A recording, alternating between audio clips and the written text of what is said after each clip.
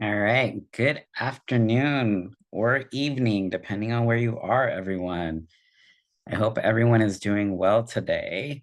Um, Welcome to our MyIBD Learning seminar, webinar event that we're doing. Tonight, we'll be able to present a lot of great resources from the Crohn's and Colitis Foundation for you guys that will help you guys add more to your arsenal toolkit to be able to navigate and your journey with either Crohn's disease or ulcerative colitis. I am Minesh Patel. I am a pediatric gastroenterologist at Children's Hospital Los Angeles, affiliated with the University of Southern California. I also primarily serve Ventura County, which is west of LA near the coast. I have also proudly been involved with Camp Oasis for the past 10 years, where you'll learn that my nickname is MP3. So tonight, you guys will be hearing from various staff members at Crohn's and Colitis Foundation to talk about a lot of the different services that are available. I will stay on and be able to answer questions at the end, any medical questions that may come up that you guys may have. So I'll be available, just the Q&A box that you guys can see. You can type in the questions there. And then, should we do the next slide? Yeah, okay. So my prescription for you guys is to connect with the Crohn's and Colitis Foundation. The resources that they have available will help you in terms of like being a self-advocate for yourself. And then you can also feel like supported through your IBD journey. Also, as a physician, we provide education regarding diagnosis, medications, among other information during clinic visits, but this is also a very good resource, as sometimes we may be limited on our time.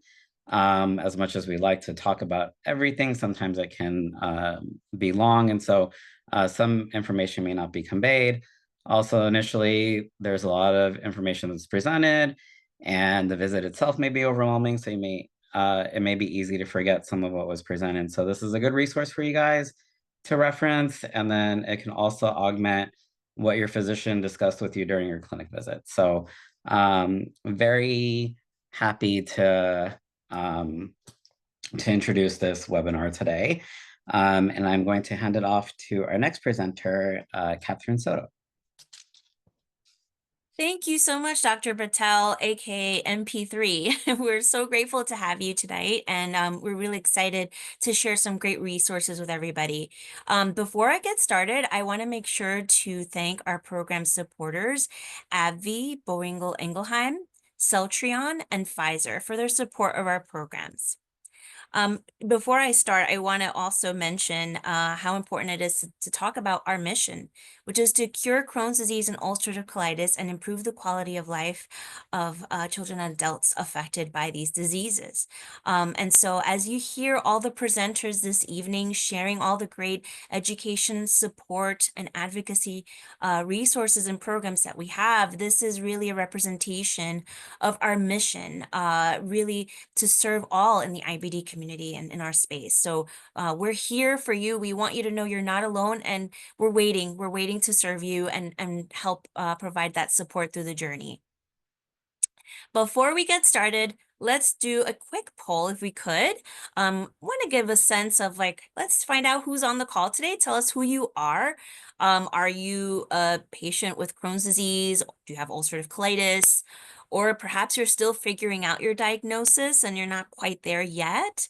Maybe you're a parent of a child with IBD, or perhaps a caregiver, an adult, like a loved one of an adult as well. We often get other physicians and other partners that want to just learn more about inflammatory bowel disease. So tell us who you are. I'll give you just a few more seconds.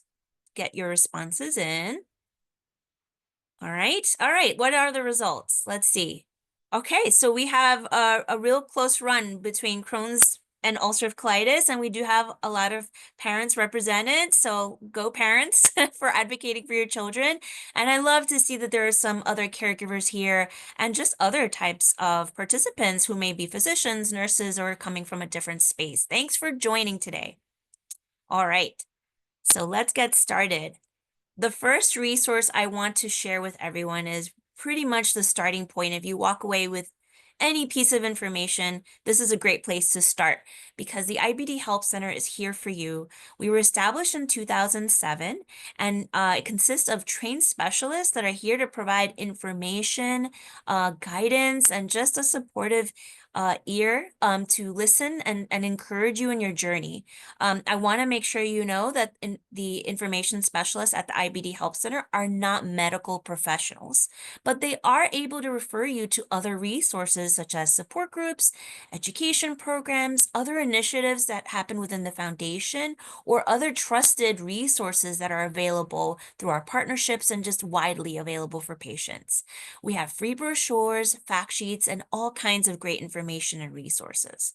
Not that our specialists here speak 170 different languages, but we do have a line that we pull in to help support anyone who needs that additional language support.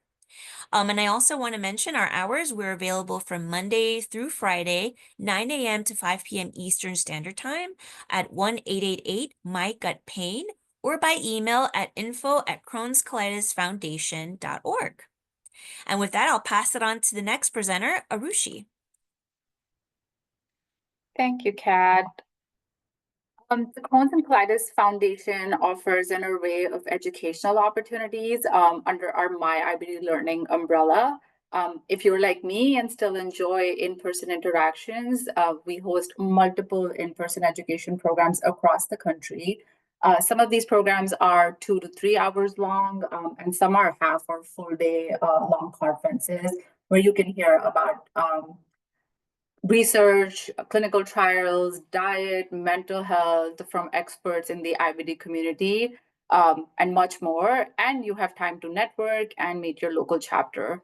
All our education conferences are open to patients, caregivers, and their loved ones. These programs are planned in partnership with your local healthcare professionals who help us determine the agendas, topics, speakers, as well as the content. And all of this is done under your guidance. Throughout the year, we review our evaluations that you complete after these programs. We survey our patient advisory committee and learn from you what you want to see at these programs and what you are more interested in. We also use this data to plan our virtual programs. If you are unable to find an in-person education program near you, or if your IBD doesn't allow you to join, as we all know, sometimes that can happen. We also offer webinars where you can virtually learn about the latest in IBD and much more. All our webinars and some of our other patient programs include time for Q&A, time for networking, time for interactions with your peers. And we also are able to record all of our webinars as well as some of our in-person programs, and you can find all of these recordings under the on-demand content library. I will now pass it on to Alyssa. Hi, everyone. Thanks, Arushi. So as Kat mentioned, we do still have detailed brochures, hard copies for those people who really just want something to hold in their hand. The foundation offers brochures on a variety of main topics such as disease information, diagnosing and monitoring IBD, medications, diet, and we also have specific brochures that are dedicated to our pediatric population. So you can access all of the brochures on our website. You could read them there, you can download them, but if you prefer a hard copy, you can order one or more copy free of charge through our help center. They're great if you want to share them with family and friends, with employers, colleagues, your child's teacher or child care provider. We do have some brochures that are available in Spanish.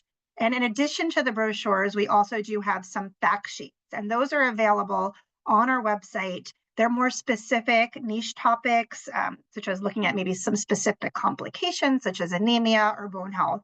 So I encourage you to check out the webpage where you can see what brochures and fact sheets you can order. I'm going to now pass it over to my colleague Amber. Thanks, Alyssa. For our pediatric patients, we have the IBD and Me Activity Center. Comic pages directly on the website provide an interactive way for kids to learn about their diagnosis, talking to friends about their IBD, and how they can manage their care. We can also have a full comic book online, which continues the narrative with Pete as he learns all about his Crohn's and colitis. And then for more interactive fun, a variety of printable activities are also available on this webpage. This is where kids can learn to track their IBD symptoms through our bathroom tracker.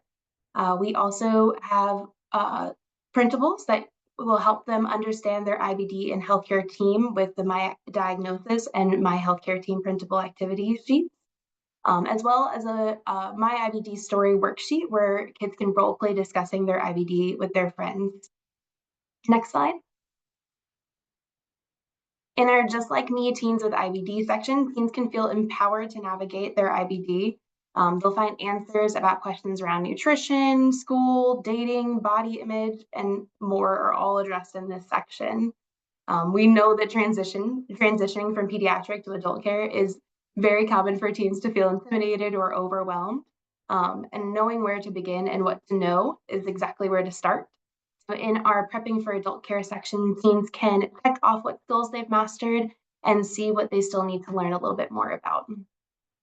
Next page. All right, and then off to camp, college, and oftentimes the first time living on your very own.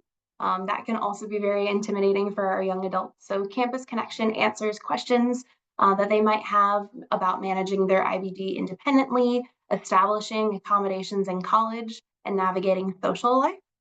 I'd also love to do a shout out. The National Council of College Leaders, or NCCL as we like to call them, is a wonderful group of college students all working to increase awareness of IBD. Through their youth-focused advocacy in support of the foundation content creation, they're impacting the lives of their peers in the IBD community. So if you know anyone that's a freshman or sophomore in college, please encourage them to apply to the National Council of College Leaders. The applications are now open through January 12th, and I can post the link in the chat, but you can follow it all on Campus Connection. Thank you all, and I'll pass it off to Lori. Thank you, Amber.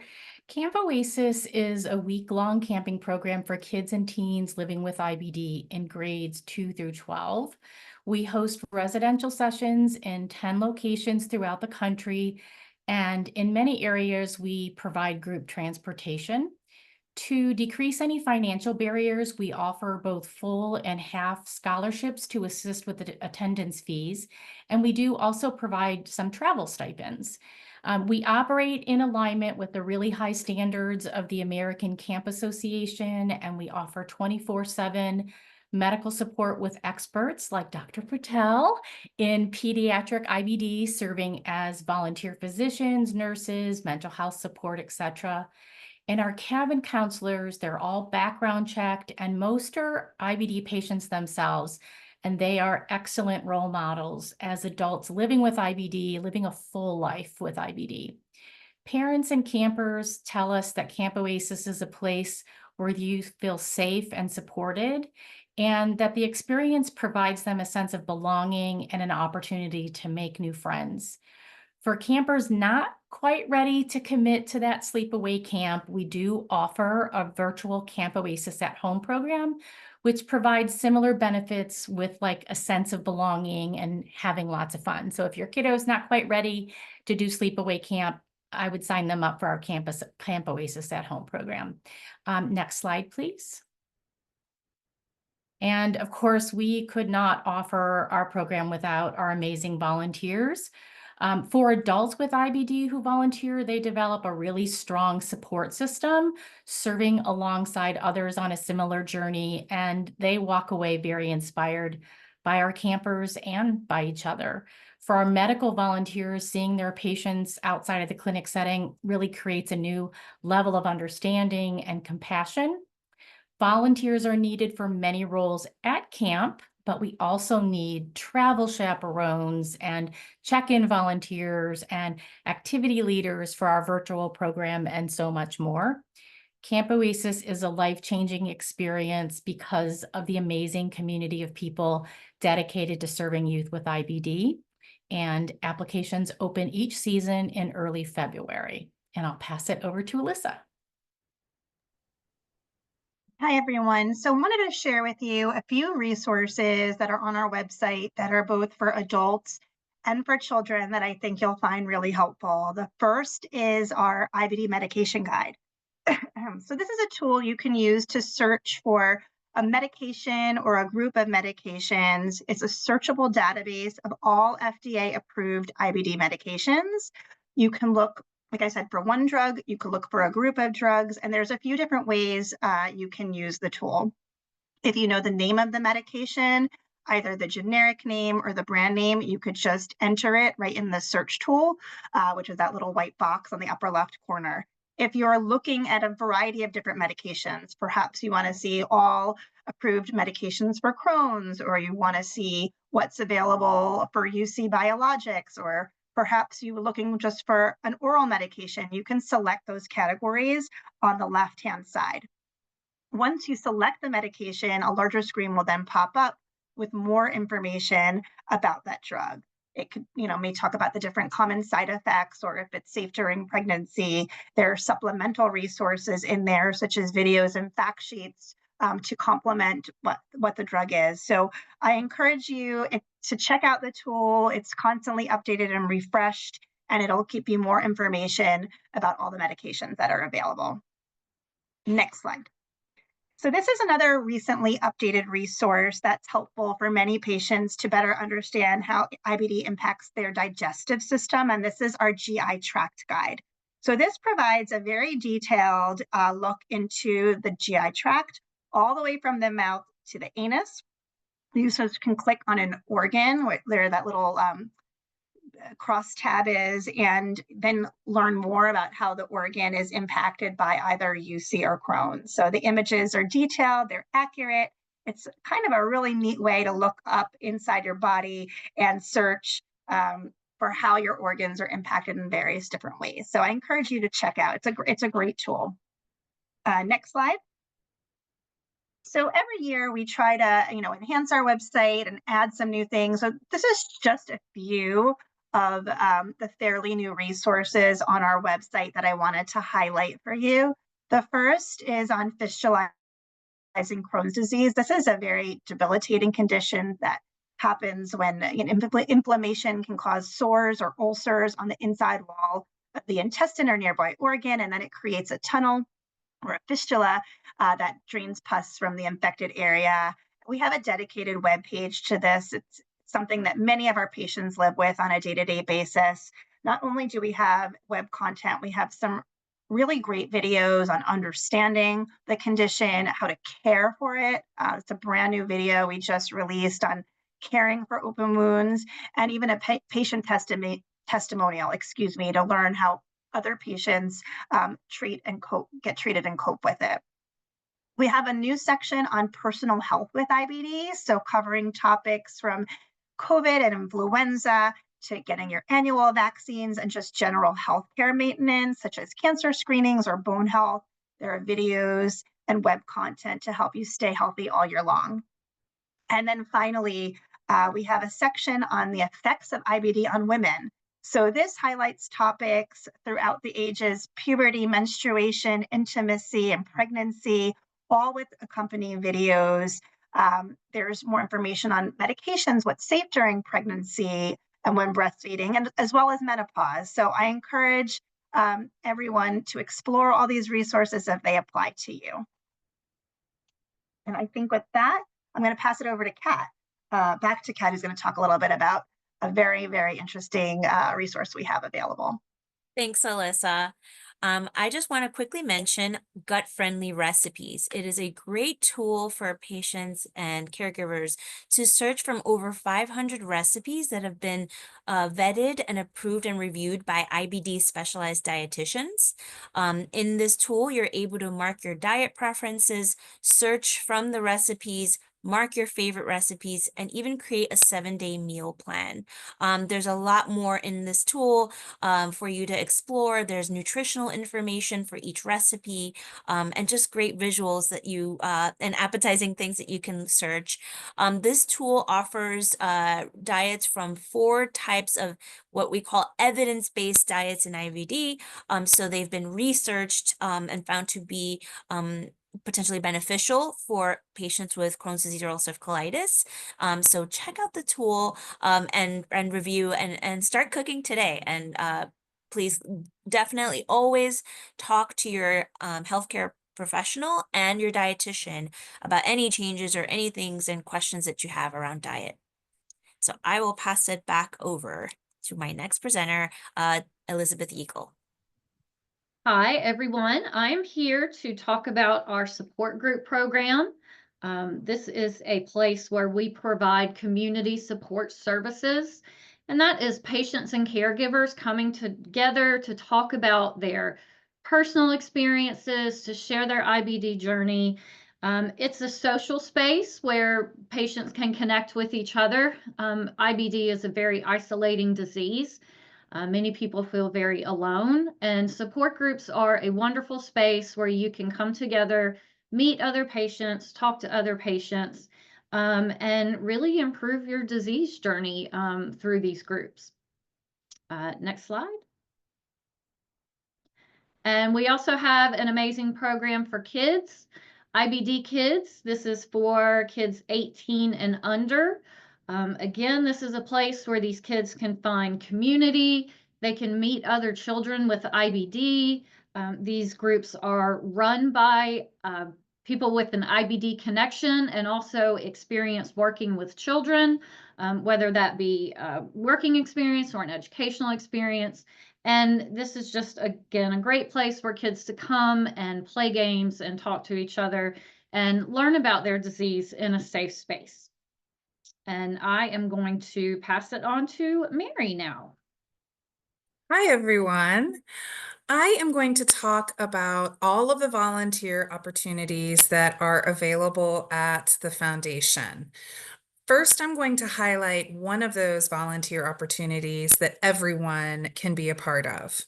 So within the Crohn's and Colitis Foundation's advocacy network, we are working to advocate for public policy change so that more patients have more access to the medications and treatments that they need.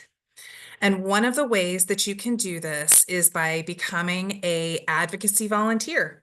You can sign up to be part of the Advocacy Action Network. You'll receive emails maybe once a month, maybe a little less, with different actions that you can take. You can click on it. You can contact your legislator. You can even work with our advocacy team to learn how to meet with your legislator in person and help make policy changes for IBD patients across the country. Next slide. So you can click on this QR code and sign up right now. I can also put the link in our follow-up email that will be going to attendees. So you can click on this. If you have any questions, the contact information for the advocacy team will be in here. And it's very important to join now. By the end of the year and start sending your legislators requests to pass our bills by the end of the year. Next slide. So, as I said, volunteer opportunities. There are a lot of ways to get involved with your chapters on a local level and nationally. There are ways that you can volunteer for support groups, education events, special events. And one of the things that I really wanted to highlight about volunteering is being a part of your local Take Steps walk. All of our chapters host, some chapters may only host one Take Steps walk, but many host multiple. This is a great way to meet other patients, network with local gastroenterologists, and just support the Crohn's and Colitis Foundation's research and other fundraising efforts. You can volunteer as a Take Steps team captain or on a planning committee. You can also be there the day of and help hand out refreshments, get people registered. All in all, it's a really great way to be involved as a volunteer. Next slide. If you don't know what you want to do and you have a certain set of skills, you can do our volunteer interest form. If you go to this link, crohnscolitisfoundation.org/volunteer, you can see a list of several of our volunteer opportunities with additional descriptions. If you complete a volunteer interest form, you can select different interests that you might have and also leave a comment about different skills that you have.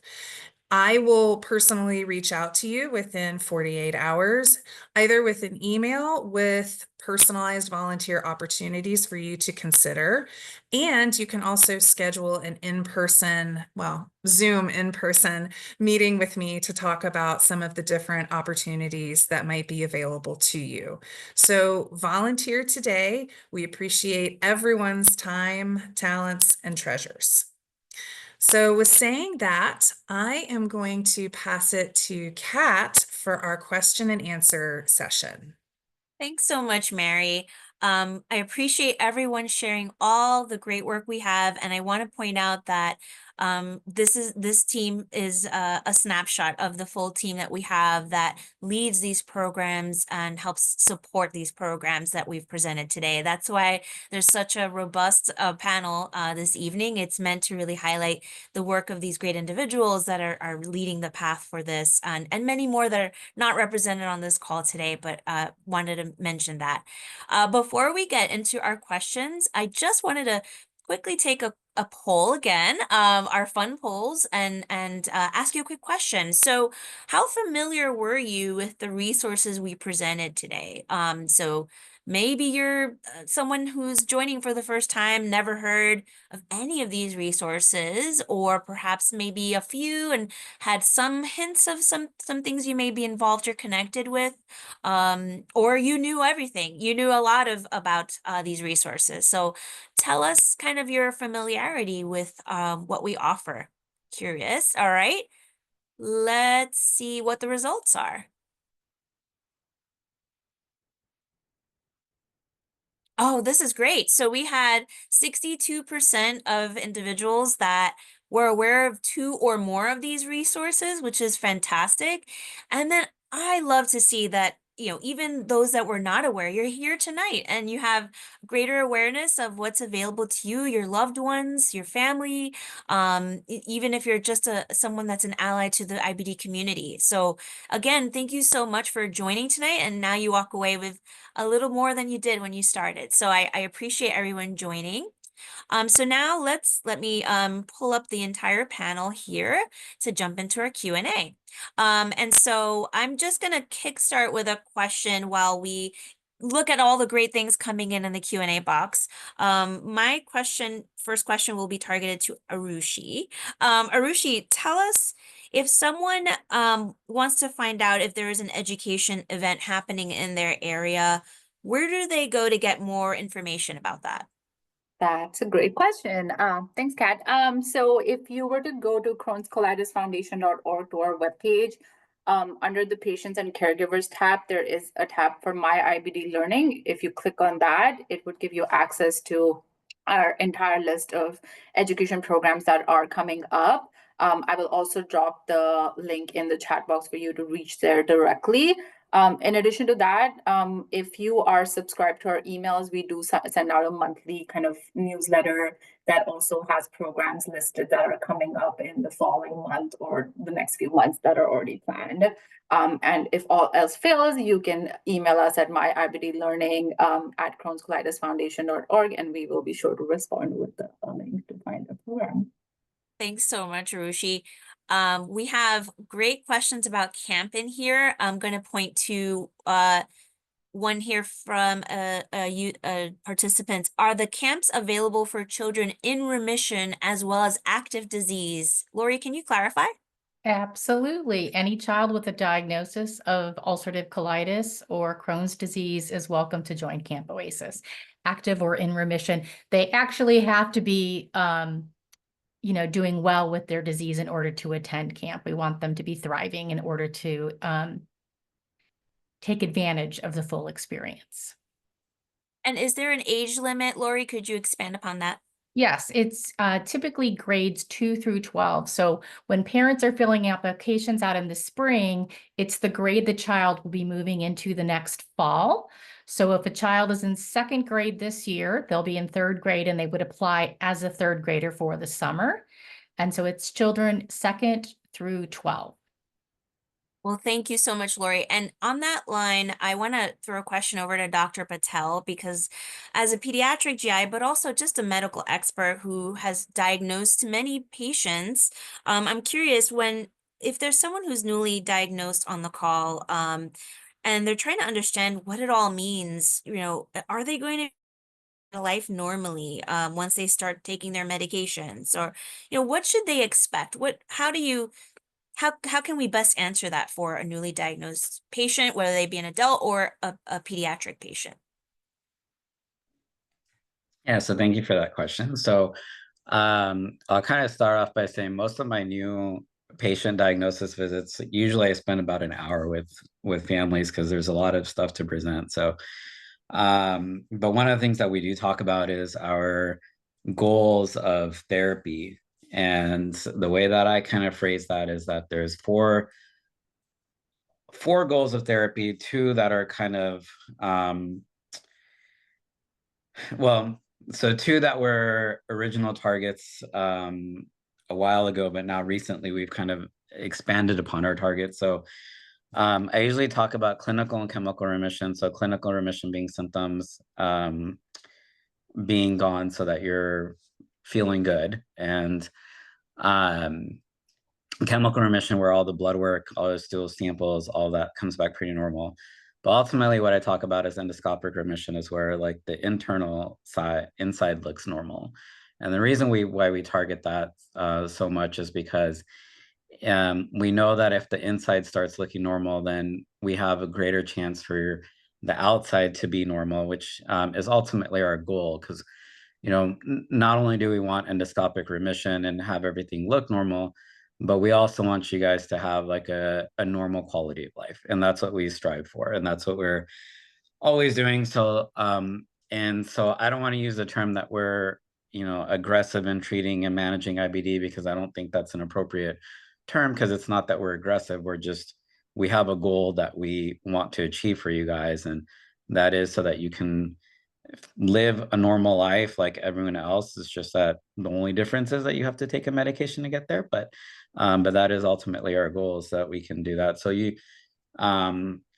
may take a little bit of time. Sometimes it can be a little bit challenging early on. So sometimes a little bit of patience may be required, but just know that that's what we're striving for. So whatever we're doing is working towards that. So. That's great, Dr. Patel, and that's why we're here too, to support patients. And so, I really appreciate the collaboration that you bring with us. Together, we really do our best to support the patient journey. I wanted to address a question here around are there any recommendations for dietitians specializing in IBD? Great question. And I think one of the best places you can go to perhaps get a fuller scope of what may be available in your geography, or just thoughts on how to find a dietitian, you can call the IBD Help Center starting point, and they can navigate you to many different things. In our membership, we might have a few listed, but there are also many other considerations as you consider insurance coverage and what's available to you in your area. So also if their institution may also offer some services on dietitians. So call our help center, whoever asked that question, and we'll navigate you to that answer. We promise we'll do our best to get you connected. All right, so let me hop over a lot of great questions around Camp Oasis, Lori. Are there any restrictions for adult volunteers for Camp Oasis, such as age, illness, or being medically complex in any way? Are there any restrictions on volunteering? Well, one that I will mention is that parents of children attending camp cannot volunteer at the same camp. I get asked that question so often, and this is an opportunity for your child to be away from the family and really develop a sense of independence and grow their own independence and confidence. As far as volunteers go, most of our volunteers who are cabin counselors are adult IBD patients, but not all. Many have a strong connection, a family member or such that has IBD, so they understand what they're coming to camp to do. And as far as disease state, I would just say that camp is not camp can be exhausting. Dr. Patel can tell you it's a long week. We all go home and we're all in a coma for a couple of days afterwards. So we really advise all of our volunteers to take care of themselves first. And if they're not feeling their best, then we ask them to step away and not come to camp because it's an exhaustive week and we want everybody to thrive and enjoy the experience. So we do ask our volunteers to make sure that they're healthy before they come to camp. Thanks, Lori. And- Dr. Patel, did you want to say something? Well, I was going to say, I can comment from the end that I was a counselor and now I'm a camp physician. So I've done both roles. And I will say that, yeah, like being a camp counselor, it's definitely super rewarding. And I really love that aspect because it helped me kind of ground myself as a physician to see kids outside of a clinic setting.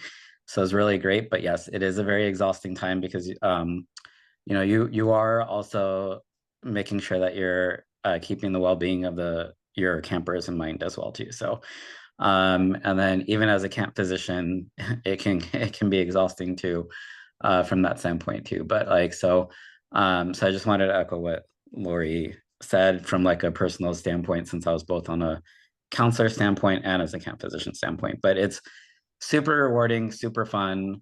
And I mean, I've been doing it since 2013, I think. About 2013. So I've been doing it for more than 10 years now. So yeah, I keep coming back. I can describe it is it's the best kind of exhaustion you will ever feel. Yes, I think that's a great way to put that. Yeah.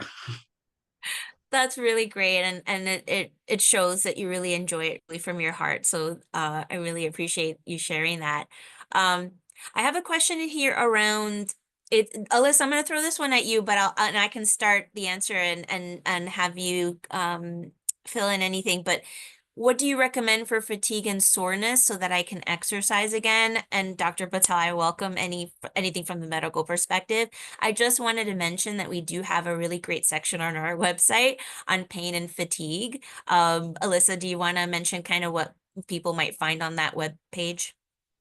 Yeah, the webpage on pain and fatigue talks a lot about extraintestinal manifestations and what may cause pain and fatigue, different treatment options. It goes anything from actual medication to sort of complementary therapies, looking at fitness and yoga and meditation, sleep training, all different sorts of things. So that's a great place to check it out. But yeah, I would honestly ask Dr. Patel his recommendations as well.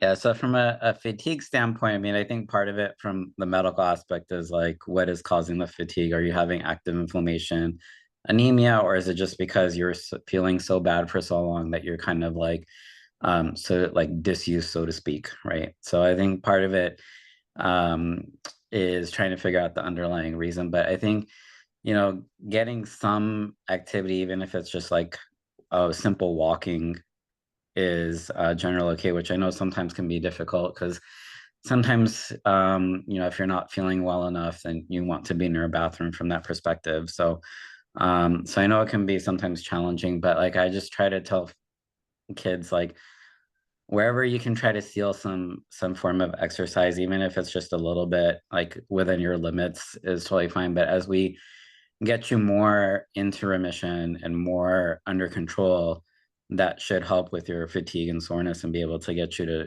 do more and more. So again, it goes back to like, our goal is to get you your quality of life normal. And so, I mean, so that's kind of how I approach it from that perspective. But also, I know sometimes PE can be challenging, so I know we'll write letters that will for kids at least to do PE as tolerated for them, so that way they don't get penalized at school. So Thank you for answering that. Let me shift a little bit. Elizabeth, I'm going to throw a question your way. Can you describe a support groups maybe a typical support group may look like, and how do you sign up to be a part of a support group? Yeah, a typical support group, these groups are facilitated by volunteers, whether that be a patient, a caregiver. We have a few that are run by healthcare providers or social workers. And it's going to just be that facilitator or multiple facilitators, and then patients and caregivers in there. Some groups are very specific, where, say, we have women's groups where you're only going to find women in there. We also have J-Pouch groups, young adult, I mean, you name it, we got it. So there's lots of different groups that you can find to find that good one that you need and that sense of community that you're looking for. When you want to join a group, you can go on our website, which I will put a search link in the chat box for everyone. You find the group that best fits your schedule and your needs and your, patient population, if that's what you want. And there's going to be an email address listed for each group. So just write them an email. You're going to reach the facilitator, that volunteer that runs the group.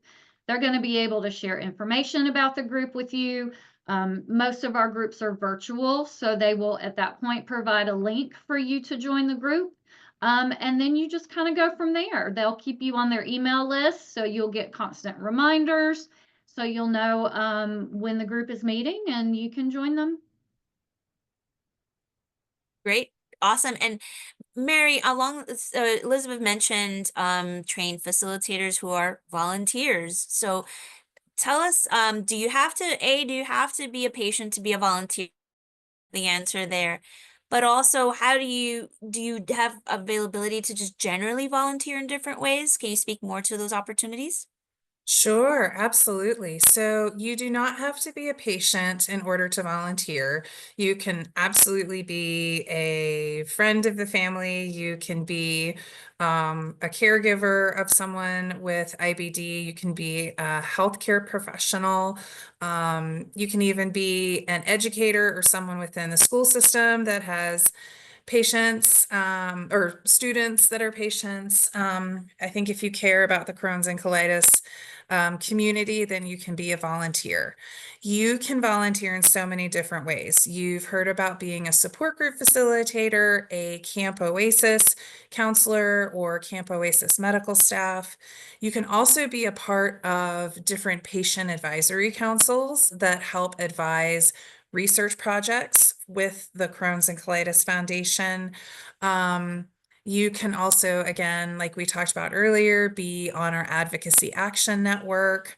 You can volunteer within our diversity, equity, and inclusion programs, our education programs. Really, you can do so many different things as a volunteer. You can be a board member, a planning committee member. Really, I encourage individuals who are interested in volunteering to fill out a volunteer interest form and meet with me so we can figure out where you will have your best fit.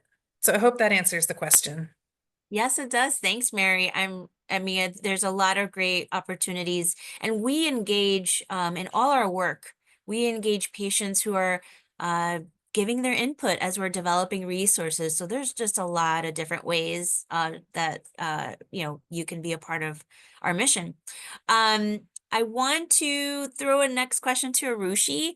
Somebody asked a great question, who's excited to join 2025 programs that we have for the MyIBD Learning series, both webinar and in-person programming. When is the schedule going to be available? Very soon. I'm glad you asked that. So we're constantly updating that link that I shared where you can find the programs that are coming up.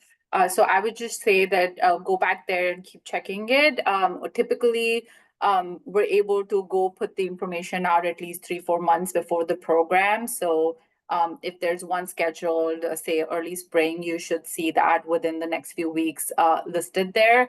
And like I said, again, feel free to email us at myibdlearning@crohnscolitisfoundation.org. So in case there's something in the works that just hasn't been uploaded on the webpage yet, we can at least share that with you so you can save the date on your calendar. Absolutely. And same for our webinars. This is kind of the wrap up webinar, but we'll be continuing our series next year. And as soon as those are scheduled, we'll post them. You can all find it all on the same page. So thanks so much, Arushi. There's a question in here I wanted to address around, does the foundation have an online resource where we can ask questions of medical doctors?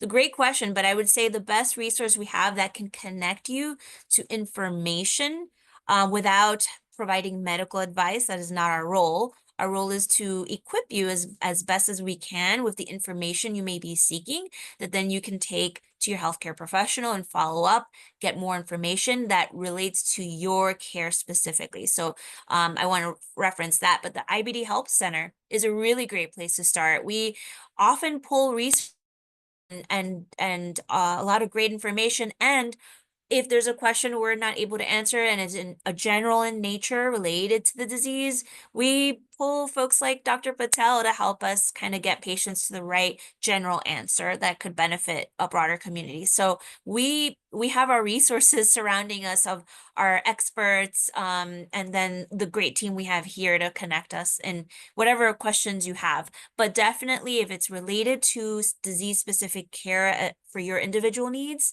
the IBD Help Center is the best place to go. I wanted to ask a question of Amber. Oh, there you are, Amber. I wasn't sure if you're still with us. Thank you so much. I know we have internet issues, but wanted to ask you if you could speak more around resources we might have for school accommodations, and any tips you have around how to navigate that. Yeah, of course. Thank you so much. So we definitely have resources regarding school accommodations. In our youth and parent resource section of our website, we have a lot of information about 504 plans. There's a little short video that can give an overview of a 504 accommodation plan and how to kind of write those up. We do also have a sample 504 accommodation plan. So this is kind of like a template that has wording around what IBD is, and then also some example wording for what potential beneficial accommodations there might be for your child. So that's really nice to go in there and kind of pick and choose what you think might be beneficial that you can approach the school with. And also on that same website, there is a guide for teachers and other school professionals. So you can kind of give them this guide and it'll be able to explain to them a little bit more about what IBD is and how it can affect kids. So that all is like a really good resource to kind of start that conversation with your school or your child's school around accommodations and what they could potentially provide for your child. Thanks, Amber. I wanted to point out, someone asked about learning more about VEO IBD resources. I want to say that is something we are actively working on. So for whoever asked that question, know that we are developing some resources now that will be available early next year. So stay tuned. You'll hear from us on that. But we know how difficult and challenging that can be. So Alyssa, I'm going to ask you a question as well.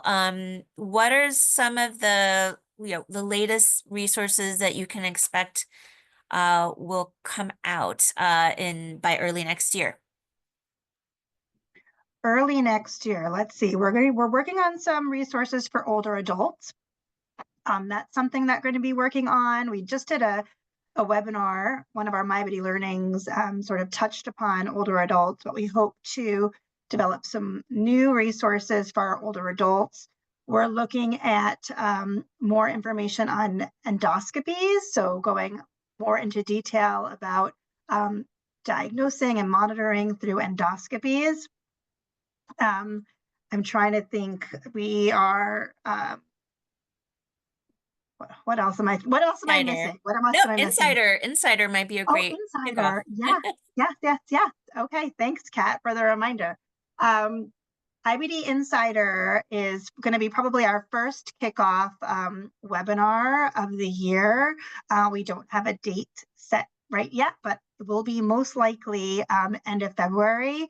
And that is basically bringing our professional meeting, our Crohn's and Colitis Congress meeting, to patients. So for those of you who may not know, every January, typically, there's a very large professional meeting called Crohn's and Colitis Congress, where all of our IBD researchers and investigators and physicians gather to learn the latest and greatest in IBD. And so what we try to do is select a few of those speakers to sort of bring their presentations to our patient population and our caregiver population. So that will be forthcoming. We do that every year, and it's usually on a variety of different topics.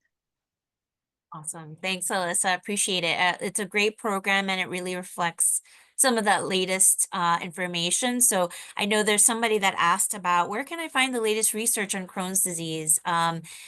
Again, I'm going to refer to the IBD Help Center. We can pull some of those latest research articles on any particular area that you may be interested in. I know there's a whole arm of our mission related to research that we hope to continuously share through our website and other great things that they're working on. But Insider is a great way to get the latest. So thanks for sharing that, Alyssa.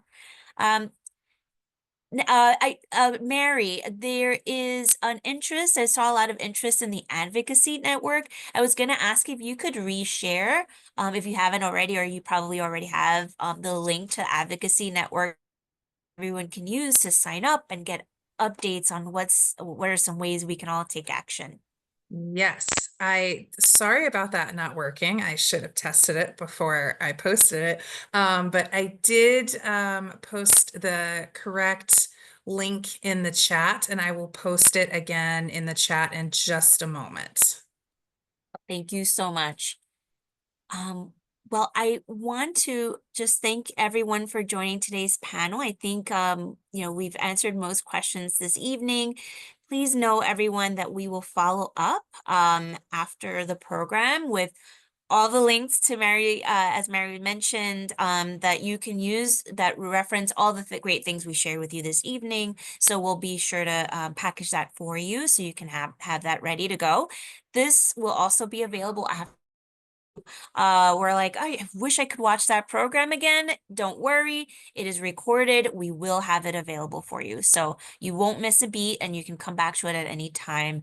I just want to extend again a warm thank you to all the panelists today. And Dr. Patel, thank you for your prescription. I think we will all be diligent patients and take as prescribed and adhere to this. Hopefully it'll lead to better outcomes for patients and just feeling connected and engaged, and know that you are not alone in this journey. We are all here for you.